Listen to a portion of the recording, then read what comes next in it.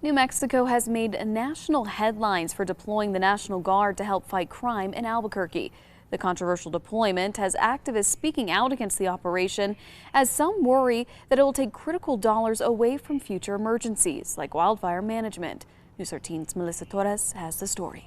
State officials are worried that conditions are perfect for a bad fire season. It was very, very dry this winter, as everyone knows. The governor just last week issued an executive order on drought. State Forester McCarthy says right now we're in the most dangerous part of the fire season, with most non-man-made fires having started during the month of June. Fire spread is typically more extreme when you have daytime highs in the 95 and above. And we're headed toward that. Even with the risk for massive fires being higher than before, McCarthy isn't concerned that the $2.25 million to pay for Operation Zia Shield will have an impact on emergency response, which is something people against the deployment have raised concerns about. I have never seen us run out of money, so I don't see that there is competition between the use of the National Guard. The state has an emergency contingency fund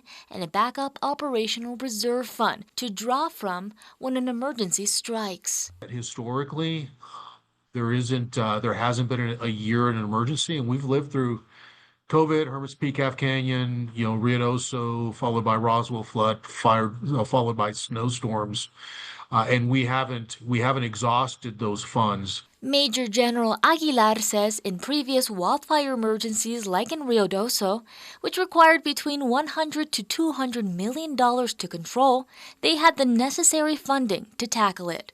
We'll continue to have conversations with, from the executive side of the legislature and the Legislative Finance Committee to ensure that New Mexico is postured as best we can, to fill in whatever gaps, we need. Melissa Torres, KRQE News 13.